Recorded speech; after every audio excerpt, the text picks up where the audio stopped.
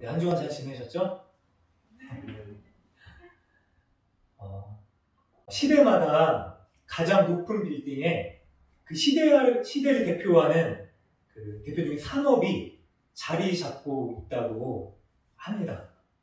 예를 들어볼까요? 우리나라를 예를 들어보면요, 70년대에 가장 높았었던 건축물이 남산타워죠. 그때는 이제 매스컴이 방송 산업이 항상 한참 이렇게 발전하기 시작했었습니다. 집집마다 TV가 보급되기 시작했었고요. 사람들의 많은 관심이 그 매스컴, 방송에 있었죠. 80년대로 넘어가면은 63빌딩이 있었죠.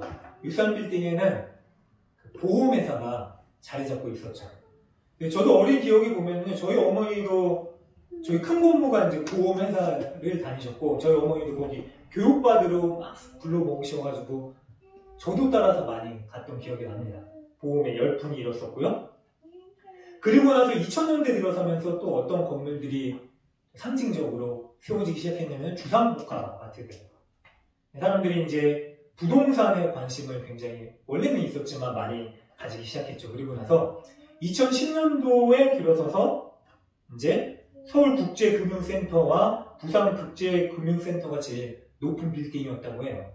사람들이 금융에 관심을 많이 가지고 있었던 걸로 우리가 또 생각해 볼 수 있고요. 지금은 어딜까요? 네, 롯데 월드 타워죠.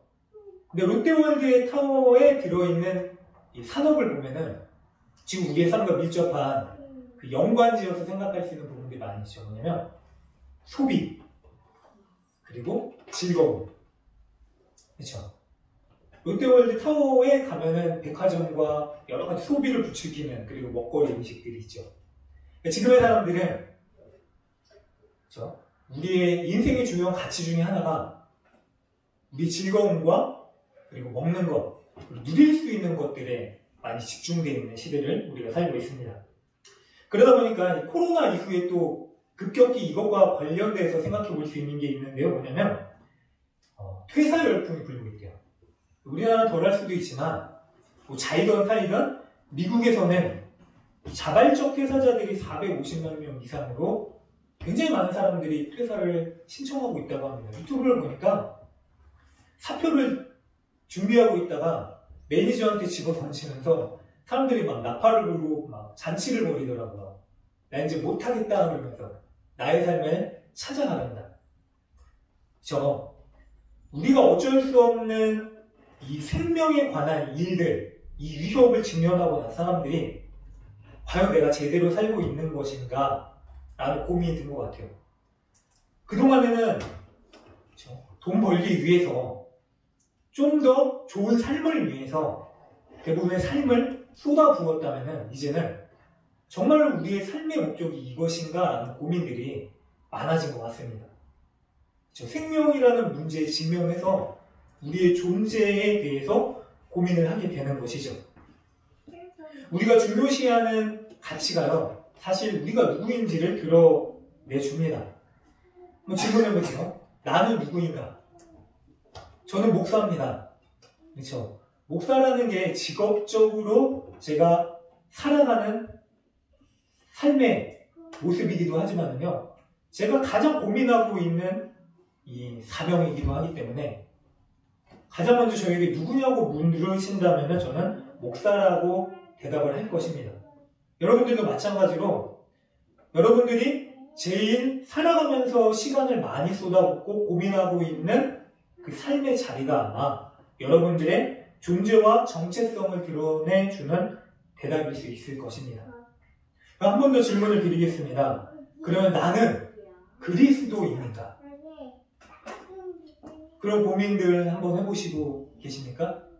살아가면서 주일에 잠깐 하는 고민이 아니라요, 일상생활에서 우리가 계속 반복적으로 우리 존재를 잊지 않기 위해서 해야 되는 고민이기도 합니다. 그리고 나는 그리스도인인가? 라는 질문 뒤에는 이런 질문이 바뀌어서 따라올 수가 있어요.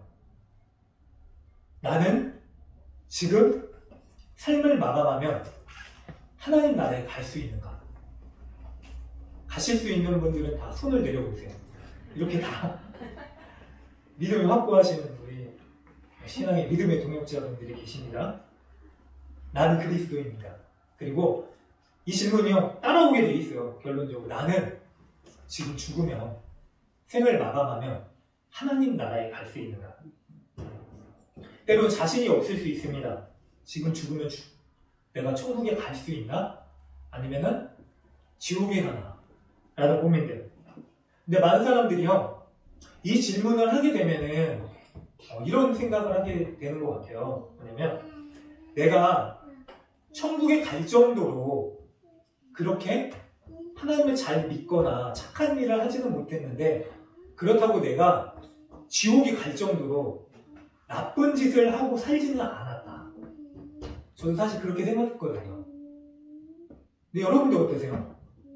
우리가 천국에 간다는 게 내가 그래도 천국 갈 정도로 그렇게 천하게 살지 못했지만 그렇다고 지옥에 갈 정도로 나쁜 짓을 했는가?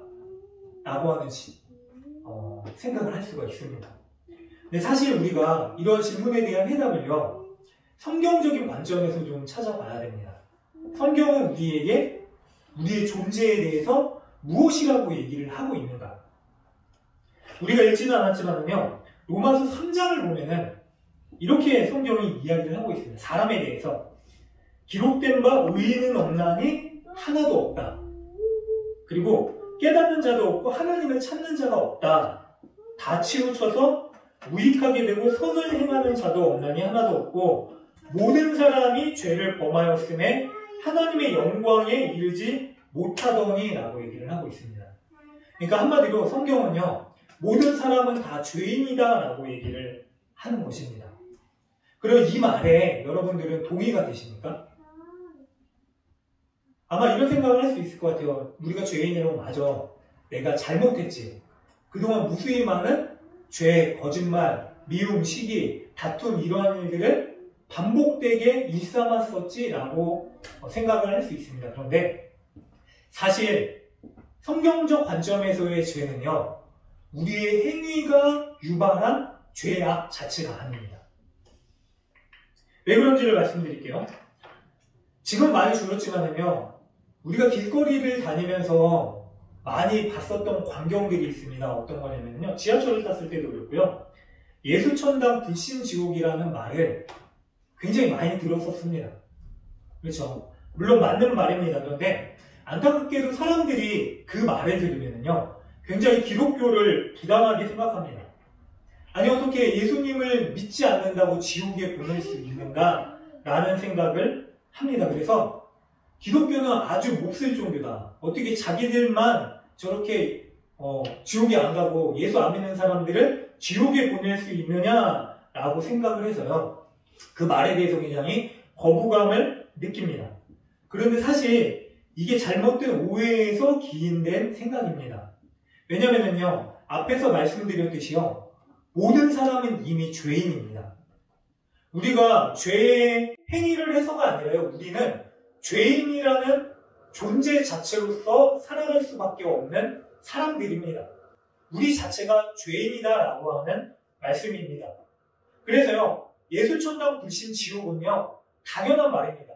왜냐면은 우리 또한 예수님을 믿지 않는 상태에서는 당연히 지옥에 떨어질 수밖에 없는 존재입니다.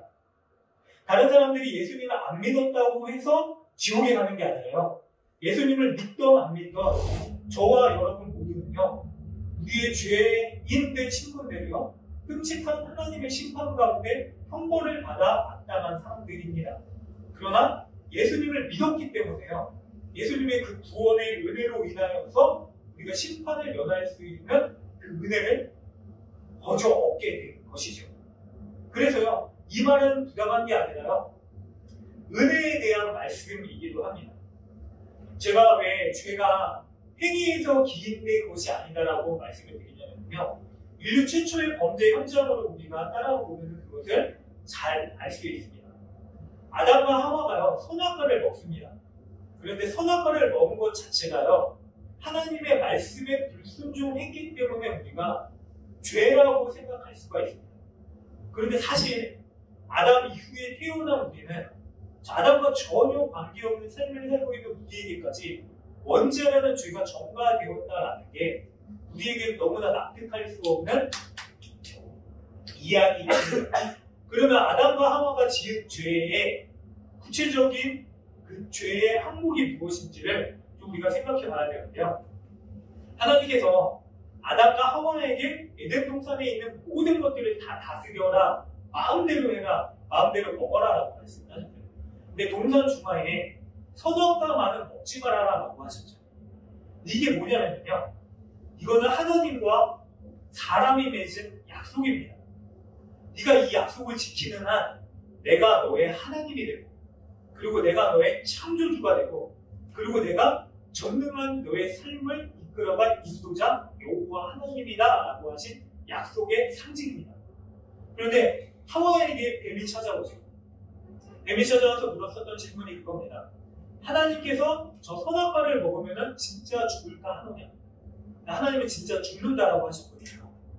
그런데 뱀이 계속해서 사람 하와에게 유도하는 질문이 뭐냐면요, 안 죽을 거야.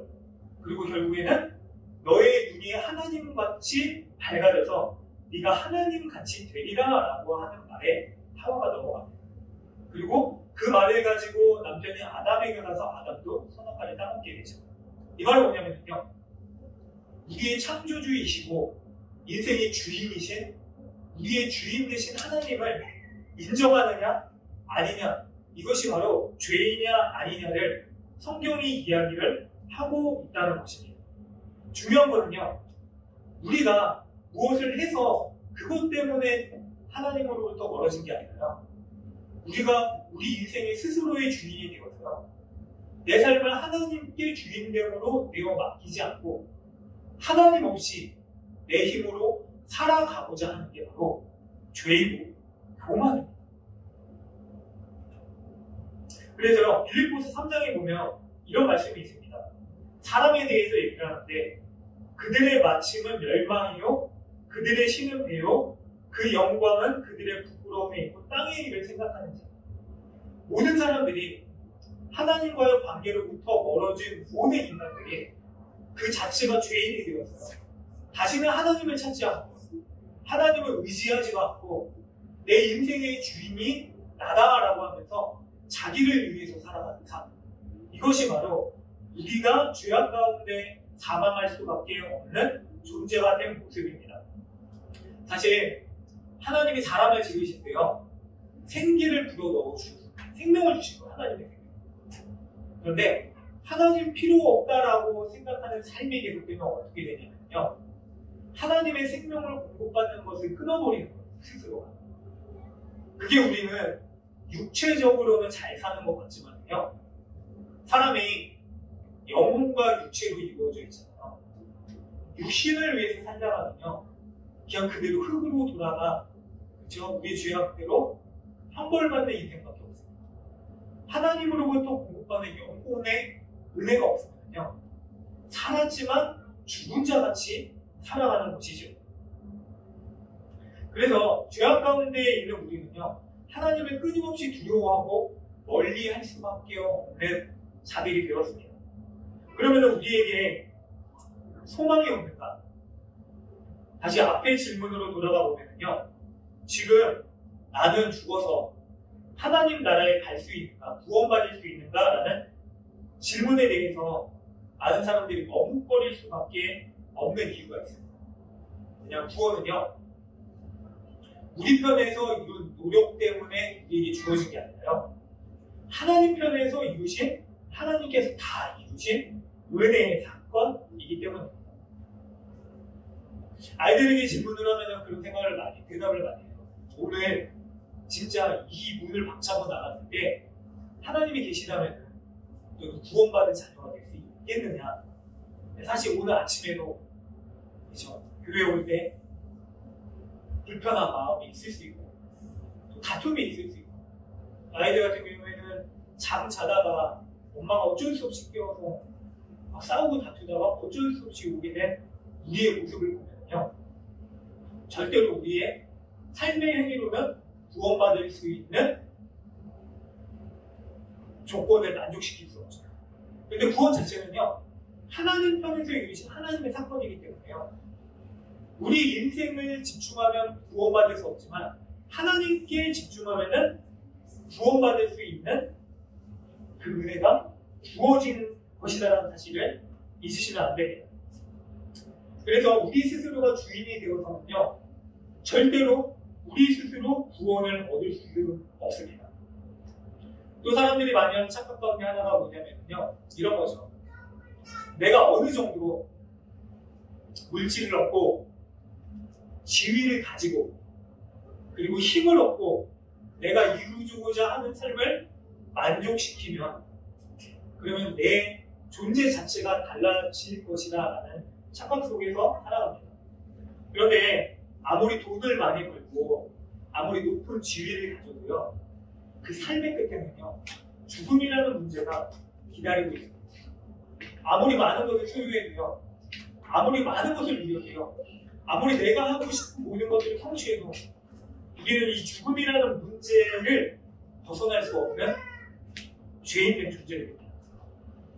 그러면 그가 구원받을 수 있는 이유를요, 하나님 편에서 찾아야 되는데 오늘 말씀이 그것을 이야기해주고 있습니다. 오늘 말씀 로마서 1장 16절에 보면요, 구원을 이루는 하나님의 능력이 바로 복음이다라고 말씀합니다. 우리 같이 한번 읽어볼까요? 1장 16절입니다. 내가 복음을 부끄러워하지 아니하노니 이 복음은 모든 믿는 자에게 구원을 주시는 하나님의 능력이니라. 먼저는 유대인에게요, 그리고 헬라인에게로다. 복음이요, 모든 믿는 자에게 구원을 주시는 하나님의 능력이 됩니다라고 얘기해요. 우리의 능력이 아니라요, 하나님의 능력이라고 분명히 말씀하고 있습니다. 우리가 구원받을 만해서가 아니라요, 하나님이 먼저 우리를 택하시고 하나님께서 우리에게 주신 능력입니다. 예를 들면요, 중병에 걸려서 생사를 넘나드는 환자가 있습니다. 그런데 의사도 고칠 수가 없어서 그 환자가요, 정말로 마지막 지푸라기라도 잡는 심정으로 간절히 하나님께 기도를 합니다. 그런데 하나님이 진짜로 기도 응답대로 그 병을 고쳐주셨습니다. 그러면 우리가 꼭 생각해야 될 부분이 뭐냐면요, 이 사람은 만약 내가 기도했기 때문에 이 병이 나았다라고 한다면, 내가 다시 생명을 얻었다라고 한다면 이거는 뭔가 잘못된 것이죠. 이 병은요, 기도하는 행위를 통해서 하나님께서 은혜를 베푸셨기 때문에 살 수 있는 거죠. 자, 불치병에 걸린 사람에게요, 약을 개발한 사람이 약을 줍니다. 그런데요, 약을 개발한 사람이 약을 개발해서 그 사람에게 줬기 때문에 살아나거든요, 사실. 그런데요, 사람의 편에서 많은 사람들이 어떤 생각을 하냐면요, 내가 약을 먹었기 때문에 살았다라고 착각을 하고 있다는 것이죠. 병이 나은 것은요, 기도를 했기 때문에 나은 게 아니라요, 하나님께서 그 기도를 들어주시고 살려주셨기 때문에 살은 것이죠. 이게 바로 하나님께서 우리에게 주신 구원의 능력입니다. 자칫 우리는요, 구원받은 자로서, 믿음을 가진 자로서 살아가는 삶의 모습을 어떻게 착각하냐면요, 그리스도인이 된다라는 게 내가 나의 성취를 이루기 위해서 하나님의 능력을 빌려 쓰는 것처럼 생각을 하기도 합니다. 근데 오늘 성경에서는 분명히 뭐라고 말씀을 하시냐면요, 모든 믿는 자에게 구원을 주시는 하나님의 능력이 바로 복음이다라고 얘기를 하고 계시는 겁니다. 그래서 우리가 받은 구원은요, 은혜입니다. 은혜가 뭘까요? 나는 전혀 가질 수 없는 상황이지만 누군가 그런 나를 보고서요, 거저줄 수 있는, 난 자격 없지만 누군가 나를 위해서 헌신된 무엇인가를 주는 그 선물, 그것이 바로 은혜입니다. 십자가의 사건이 그렇습니다. 우리를 위해서 죽으셨다는 사실, 하나님이신 분이요, 우리를 위해서 자기 목숨을 내어주셨다는 사실은요, 도저히 우리가 그럴만해서거나 우리가 신앙생활을 잘 해왔기 때문에, 그래서 하나님 편에서 우리를 기쁘게 생각하기 때문에 우리가 당연히 받아 누릴 수 있는 것이 아닙니다. 뭐냐면 있을 수 없는 일입니다. 사랑하는 가족을 위해서요, 사랑하는 부모님이 사랑하는 자녀를 위해서 목숨을 내어버리는, 그죠? 목숨을 희생하는 그 고결하고 순교한 사랑을 우리는 자주 듣습니다. 때로는 사랑하는 친구를 위해서, 우정을 위해서요, 친구를 대신해서 목숨을 내어주는 그 고귀한 우정의 희생도 듣기도 합니다. 그런데요, 하나님이 우리를 위해서 자기의 생명을 내어주셨다라는 사실은요, 도저히 있을 수도 없고 부당한 사건입니다. 왜냐면요, 우리는 죄인된 상태로요, 끊임없이 하나님과 멀어지려고 했고요, 끊임없이 하나님께 불순종하려고 했고요, 끊임없이 내 인생의 주인이 나라고 이야기하면서요, 하나님한테 믿는 자로서 마땅히 내가 가져야 될 것을 요구를 했지, 하나님 앞에 내 삶을 내어 맡기는 삶을 그렇게 온전히 살지 못했기 때문입니다.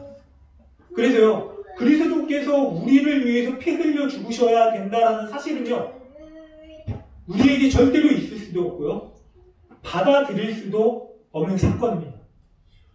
구약시대에 이런 사건이 있었습니다. 예수께서요, 우리를 위해서 죽으신 사건은요, 속량이라는 사건으로 이야기를 합니다. 히브리서에서도 그렇고요, 로마서에서도 그렇고요, 주께서 우리를 대신 속량하여 우리의 생명을 살리셨다라고 하는 말을 우리에게 이야기를 하고 있습니다. 이 속량이 무엇이냐면요, 빚을 갚아주는 거예요. 대신 다른 사람이 갚을 수 없는 빚을 갚아주는 게 바로 속량입니다. 노예했던 사람이요, 자유롭게 해주기 위해서 어느 누군가 그 사람의 인생이 너무나 안타까워서요, 대신 그 사람의 목숨값을 내어주고 그를 풀어주는 걸 속량이라고 합니다. 그런데요, 출애굽기 21장에 보면은요, 이 속량이라는 사건을 어디에서도 쓰냐면요, 동해보복법, 눈에는 눈, 이에는 이에서도 쓰는데, 출애굽기 21장 뒷부분에 보면은요, 가축이 이웃집 사람의 생명을 해하였을 때 어떻게 해야 되나 라고 하는 단어에서도 쓰이게 됩니다. 소가 옆 사람을 받아서요, 다치게 하면은요, 그 사람의 생명의 값을 소의 주인이 치러야 됩니다. 그리고 심지어는요, 소가요, 사람의 생명을 해하게 되면은요, 소의 생명을 죽이는 것 뿐만이 아니라 주인의 생명까지도 해할 수도 있습니다. 여러분 생각해 보세요. 하나님께서 우리를 위해서요, 하나님의 생명을 내어주셨다라고 하는 사건이 왜 말도 안 되는 일이냐 하면요, 창조주이신 그분께서요, 자기의 생명을 한낱 피조물이고 그리고 죄인된 끊임없이 하나님을 배역했었던 우리를 위해서 내어준 사건이기 때문에 있을 수도 없고 말도 안 되는 사건입니다. 방금 말씀드렸었던 이 속량의 관점에서 말씀을 드리냐면요, 가축을 아무리 사랑해도요, 가축을 사랑하기 때문에 이 가축이 사람의 생명을 해해서 대신 죽어야 되는데, 그 주인이요, 가축을 아무리 사랑해도 가축을 대신해서 죽어줄 수 없죠. 집에서 키우는 애완동물이요, 아무리 예뻐도요, 그 동물이 다른 사람의 생명을 해하게 했을 때 그 동물이 이쁘다고 이 동물을 죽여야 되는데 제가 대신 죽겠습니다 라고 하는 말도 안 되는 일은 있을 수 없죠. 왜냐면요, 짐승과 사람의 생명의 가치는요, 감히 비교할 수 없을 정도로 사람의 생명이 존엄하기 때문입니다.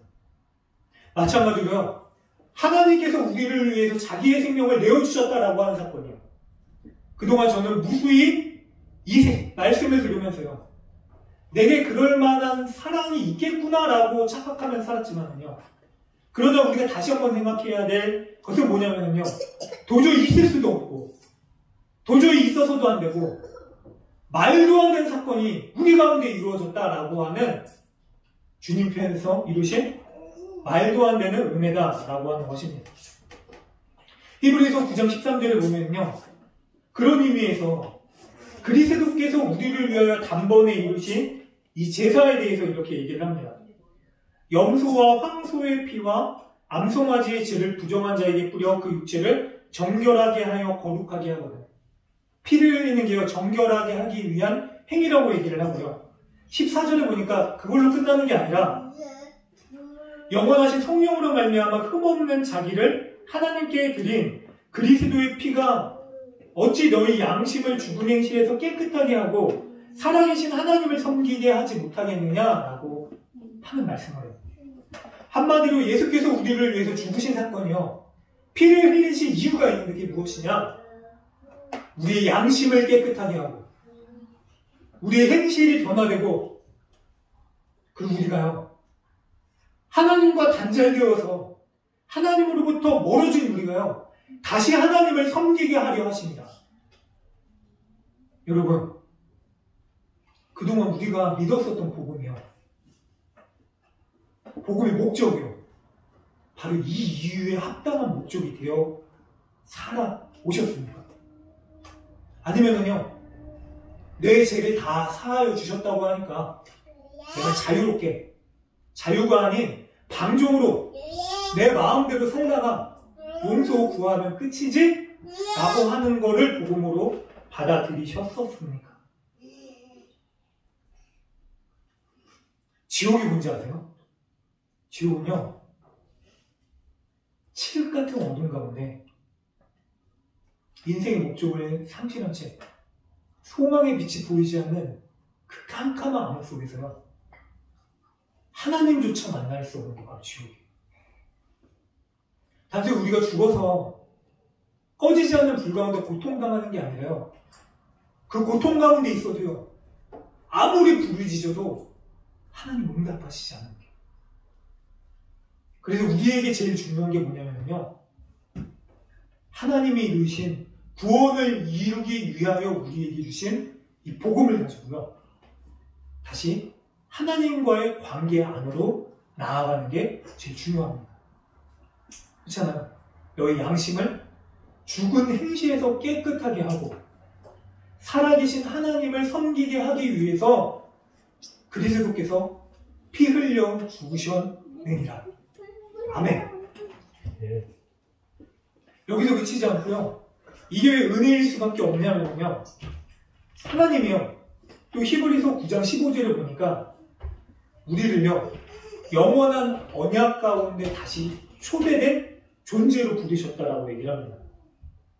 히브리서 9장 15절을 보니까요, 이로 말미암아 그는 새 언약의 중보자시니 이는 첫 언약 때에 범죄한 죄에서 속량하시려고 주구사 부르심을 입은 자로 하여금 영원한 기업의 약속을 얻게 하려 하십니다. 영원한 기업의 상속자가 되게 해주셨대요. 자녀로 불러주신 거예요. 우리가 자녀 될 만한서라면, 우리가 양자 될 만해서라면 그럴 수 있죠. 로마 시대에 그런 일이 많았대요. 그렇죠? 로마 시대의 유력자들이, 사회 지도층들이 쓸만한 사람을 후계자로 세우기 위해서 양자 될 만한 사람들을 뽑았대요. 한마디로 뭐 이런 걸 한 거죠. 인터뷰를 하고 사람들을 세워놓고, 그리고 뽑아서 자질이 있을 만한 사람을 양자로 받아들인 거죠. 근데 사실 부모가 자녀를 받아들이는 입장에서 보면요, 우리가 자녀를 입양할 때 우리는 외모를 보지만요, 하나님 편에서는 우리의 어떠함을 보지 않으시고, 심지어는 범죄한 우리를, 반역한 우리를, 심지어 하나님이신 그분을 십자가에 매달아 죽이고 조롱하고 조소했었던 우리를요 자녀 삼아 주신 그 신분을 회복시켜 주셨다라고 하십니다. 그래서 구원의 복음은요 우리에게 은혜일 수밖에 없습니다. 사랑하는 여러분, 우리가 구원받은 대로요, 여러분들은 하나님을, 예수님을 사랑하고 계십니까? 하나님의 사랑이 무엇인지를 알면서도요, 사실 우리는 그렇게 사랑하지 못할 때가 많이 있었습니다. 불가능한 일이라고 생각했고요, 나와는 관련 없는 일이다 라고도 생각을 했었습니다. 그러면 하나님께서요 지금 다시 한번 우리를 구원받은 자녀로서의 삶을 초청해 주고 계십니다. 자녀로서, 구원받은 자로서 복음의 은혜를 입은 자로서 살아간다는 게 이거예요. 바울이 그의 삶이 완전히 바뀌잖아요. 그리스도를 믿고 그가 자랑할 만한 것이 너무나 많이 있었는데 그걸 자랑하는 게 아니라 로마 시민권도 있었고 가말리엘의 문화에서 그가 배웠었던 그렇죠, 저명한 그 사회적 직분도 있었고 수많은 사람들이 따랐었던 명성도 있었지만 그 모든 것들을 배설물처럼 내어버리고 나는 죽게 되지만 예수를 따르는 삶, 예수 때문에 살아가고 예수 때문에 죽는 삶이 그의 변화의 모습이 되었습니다. 우리가 예수 믿기 이전에는 그럴 수 있습니다. 지금 생각하면 배설물로 여겨야 되는 것들을 꼭 쥐고 있을 수 있죠. 근데 오늘도 화장실 갔다 오셨죠? 네. 어제는, 오늘 아시면 어제는 일주일 동안은 많이 갔다 오셨을 거라고 생각합니다. 배설물을 내려보내고요. 배설물이 소중해서 변기에 그대로 고이 간직하지는 않잖아요. 우리가 내어버린 배설물은요, 내버려야 되는 것이죠. 예수로 인하여 사는 삶도 마찬가지입니다. 지금까지 우리의 존재를 구원시켜 줄 수 없는 것들이 우리 인생의 목적이었다면 그 허물어질 것들 이제는 내어놓고요. 우리의 존재를 유일하게 바꿔줄 수 있는 구원의 은혜를 누리신 바로 예수님. 그분을 믿는 게 바로 믿음이고요. 그리고 그분께서 이루시는 일을 바라보는 게, 그분의 성취를 바라보는 게 바로 복음입니다. 바울이 믿음을 그리스도 안에서라고 요약해서 진술을 하는데요. 이게 이런 말이에요. 헬라어에서 이제 믿는다라고 하는 말이 앞에 이제 뭐뭐 안으로라고 하는 말과 결합되어 있어요. 그러니까 믿는다라고 하는 게 예수 그리스도 안으로 들어가서 믿는다라고 하는 의미예요. 나무를 생각해 보세요. 생명을 잃어가는 가지가요, 생명이 있는 나무에 접붙인대요. 그러면은요, 이 가지는요, 생명이 있는 나무 때문에 생명을 얻고요, 생명이 있는 나무 때문에 잎을 피우고 열매를 맺게 되죠. 생명이 있는 나무 때문에 그렇습니다. 복음으로 살아가는 우리의 삶도 마찬가지입니다. 예수의 생명이 있기 때문에 그 안에서 살아가는 삶. 그래서요, 가지가 나무에게 주인됨을 얘기할 수 없어요. 생명을 받은 거잖아요. 내가 내 삶의 주인이 아니라 내게 생명을 주신 예수가 나의 삶의 주인이 되는 삶. 때로는 내가 원치 않는 일대로, 그 길대로 우리를 이끌어 가실 때가 있습니다. 내가 원함대로 된다고 해서 잘 되는 것도 사실 아닙니다. 내가 원하지 않아도요, 내게 생명의 길을 열어주신 좁은 길, 그 가시가 고난의 길일지라도요, 예수께서 우리를 이끌어 가시는 삶. 나의 주인이신 주님, 내가 그렇게 살아가기를 소망합니다 라고 하는 믿음의 고백이 있는 사람들, 그게 바로 저와 여러분들의 삶이 되어야 됩니다. 그렇게 살아가면 우리 모든 성도님들과 제가 되기를 간절히 주님의 이름으로 소망합니다.